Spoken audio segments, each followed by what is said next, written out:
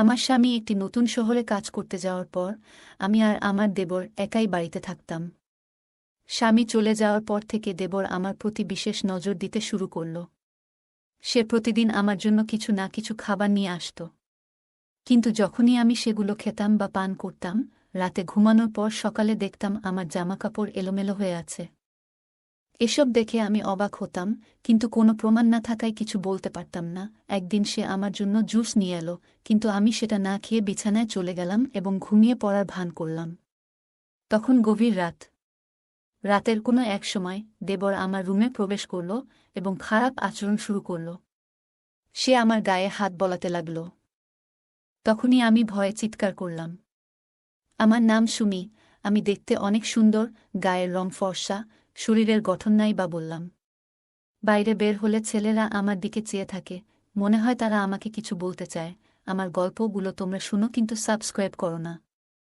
দয়া করে গল্পগুলো ভালো লাগলে ভিডিওটি লাইক, শেয়ার এবং চ্যানেলটি সাবস্ক্রাইব করো প্লিজ। আমি একটি মধ্যবিত্ত পরিবারের মেয়ে, আমার বয়স মাত্র 23 বছর।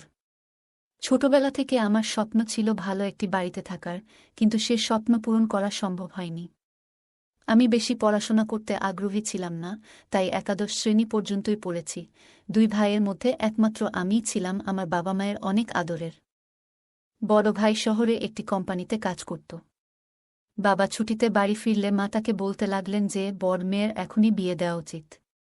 বাবাও এই বিষয়ে চিন্তিত ছিলেন, তাই তিনি আমার জন্য একটি ছেলে খুঁজতে লাগলেন। পরের দিনই বাবার সঙ্গে ছেলেটির দেখা করতে আসে। সে পাশের শহর থেকে এসেছিল। ছেলেটির নাম ছিল সুনীল। তার মা বাবা ছিলেন না, তবে তার এক ছোট ভাই ছিল, যাকে সে নিজের ভাইয়ের মতোই দেখত।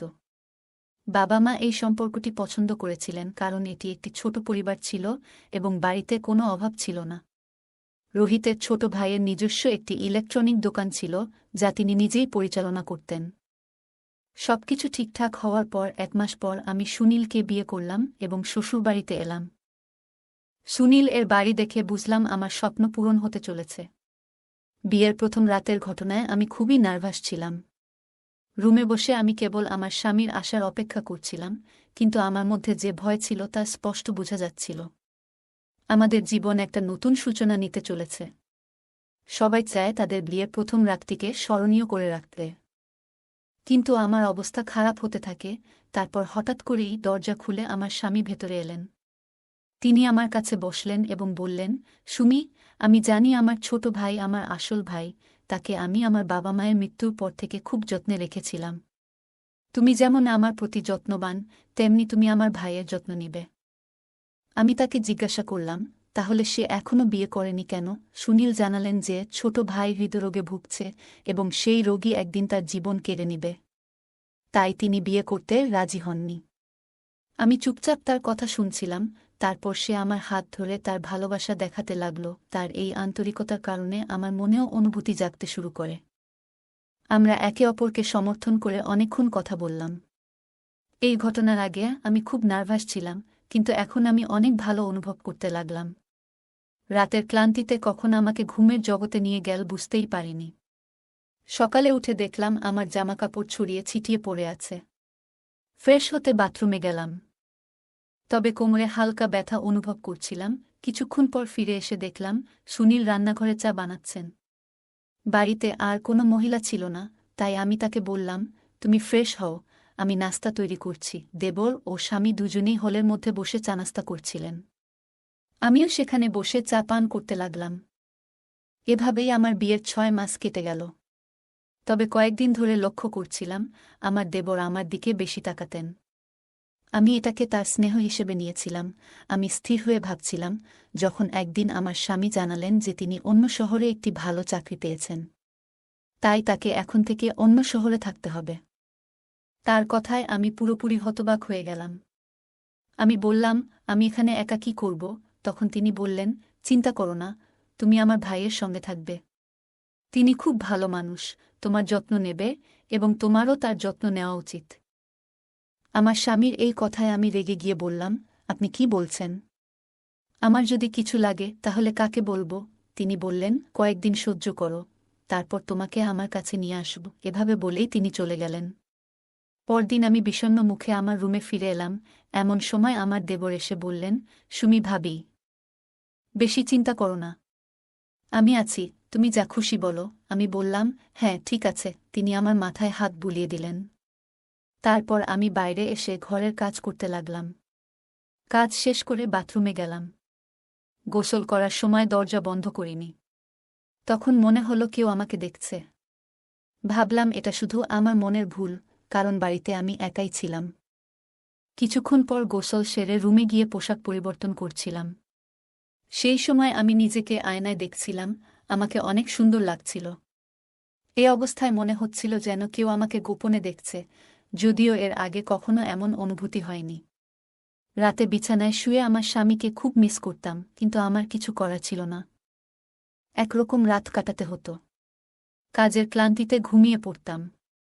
অন্য শহরে গিয়ে স্বামী এক শূন্য দিন কাটিয়ে দিলেন।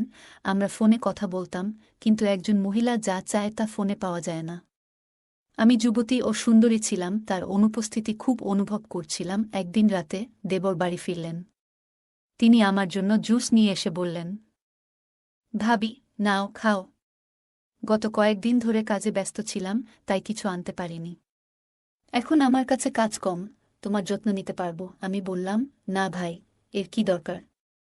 এখানে না থাকায় তোমার সব দায় আমার। তুমি সুখে থাকলেই আমি সুখী হব। এসব শুনে ভাবলাম, সুখ শুধু স্বামীর সঙ্গেই পাওয়া যায়। রাতের খাবার খেয়ে রুমে গিয়ে জুস পান করে শুয়ে পড়লাম। কিছুক্ষণ পর ঘুমিয়ে পড়লাম। সকালে চোখ খুলতেই কিছুটা ব্যথা অনুভব করলাম, আর আমার সব কিছু এলোমেলো ছিল। আমি কিছু বুঝতে পারলাম না। বিছানা থেকে উঠে ফ্রেশ হতে বাথরুমে গেলাম। তারপর রান্নাঘরে গিয়ে নাস্তা করতে লাগলাম। দেবরের দৃষ্টির পরিবর্তন আমি স্পষ্টতই লক্ষ্য করছিলাম। বাড়িতে আমরা দুজন ছাড়া আর কেউ ছিল না। দেবরের দৃষ্টি আমাকে অস্বস্তি দিচ্ছিল, তবে প্রমাণ না থাকায় আমি নাস্তা তৈরি করে দেবরকে দিতে গেলাম। তিনি মুচকি হেসে বললেন, আজ তুমি খুব সুন্দর দেখাচ্ছ। তার এই প্রশংসায় আমি স্তব্ধ হয়ে গেলাম এবং লজ্জায় সেখান থেকে চলে এলাম। দেবর আমার প্রতি বেশি মনোযোগ দিতে শুরু করেছেন, এমনটা আমি লক্ষ্য করছিলাম। আরও 10 দিন কেটে গেল। এই সময়ে দেবর প্রতি রাতে আমার জন্য কিছু না কিছু নিয়ে আসতেন, যা খাওয়ার পর আমি অসুস্থ অনুভব করতাম। দেবর আমার খুব কাছে আসতে শুরু করেছেন এবং আমার সঙ্গে এমনভাবে মজা করতেন যা অস্বস্তিকর ইঙ্গিত বহন করত। আমার স্বামী একজন ভালো মনের মানুষ, তাই আমি এসব কথা তাকে বলতাম না, তবে তার দৃষ্টিতে একটা অদ্ভুত আকর্ষণ ছিল যা আমি স্পষ্ট বুঝতে পারছিলাম। আমি সুনীলকে খুব মিস করছিলাম।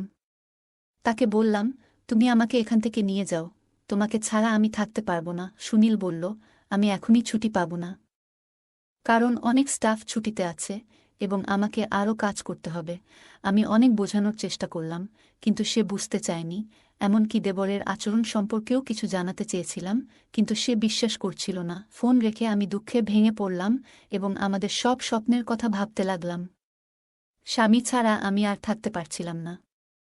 আমি লক্ষ্য করলাম, আমার দেবর মাঝে মাঝে আমার রুমে আসতেন এবং তিনি বলতেন, যদি তোমার প্রয়োজন হয় আমাকে বলো। তার কথায় আমি ভয় পেয়ে যেতাম এবং ভাবতাম, কেন সে আমার সঙ্গে এভাবে কথা বলছে।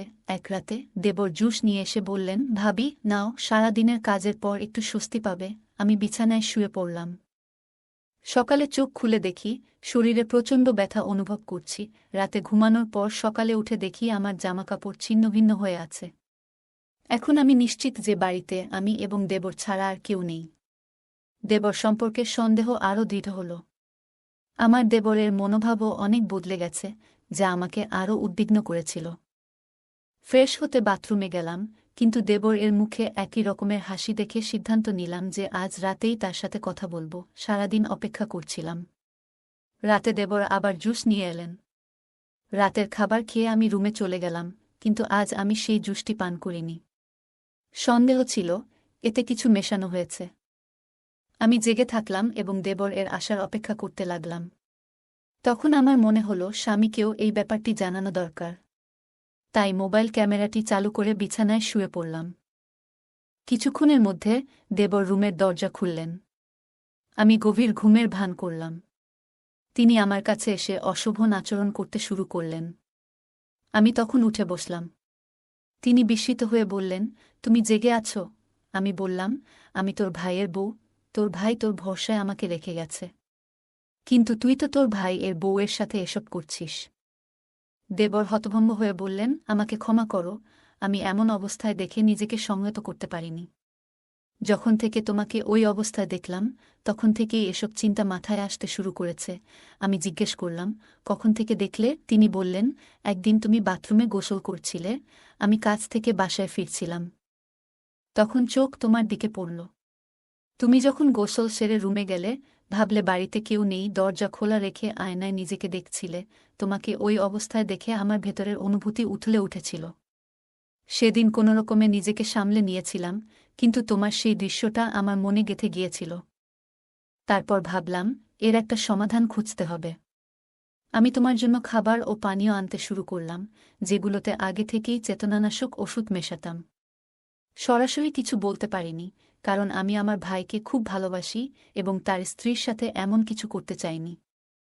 আমি চেয়েছিলাম তুমি অজ্ঞান হয়ে যাবে, যাতে আমি আমার ইচ্ছা পূরণ করতে পারি, আর তোমার কিছুই জানা হবে না। তারপর দেবর বলতে থাকলেন, আমি এসব করেছি যাতে আমার ভাইয়ের চোখে ধরা না পড়ি। আমি তার কথা শুনে কাঁদতে লাগলাম এবং বললাম, তুমি কি একবারও তোমার ভাইয়ের কথা ভাবনি? আমি আমার স্বামীকে সব বলবো। দেবর বললেন, না, দয়া করে বলো না। আমি তাকে খুব ভালোবাসি, এবং যদি এটা জানে, তাহলে আমার সবকিছু শেষ হয়ে যাবে। আমার ইলেকট্রনিক দোকানও বন্ধ হয়ে যাবে, কেউ আর আমার কাছে আসবে না। আমার সম্মান এখন তোমার হাতে। তার কথায় আমি কাঁদতে লাগলাম, আর তিনি আমাকে সান্ত্বনা দিতে লাগলেন যে এখন থেকে আর এমন কিছু করবেন না।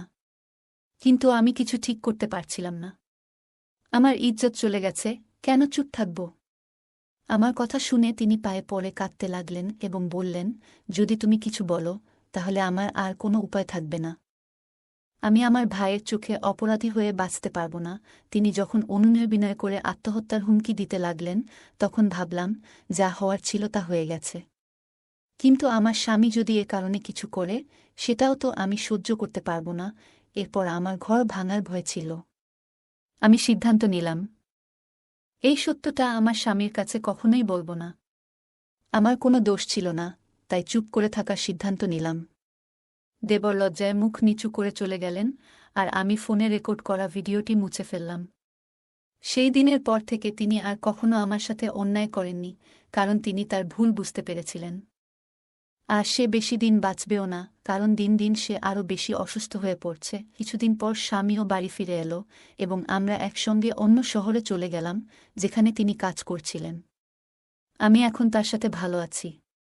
দেবর কিছুদিন পর মারা গেলে স্বামী মাঝে মাঝে আমাকে দোষারোপ করত, কারণ দুই ভাইয়ের মধ্যে খুব ভালোবাসা ছিল। তাকে ফেলে আমরা এখানে এসেছি। গল্পটা কেমন লাগলো জানাতে ভুলবে না। আরও মজার মজার রোমান্টিক গল্প শুনতে চাইলে ভিডিওটি লাইক, শেয়ার এবং চ্যানেলটি সাবস্ক্রাইব করতে এবং বেল আইকনটি ক্লিক করতে ভুলবে না। ধন্যবাদ।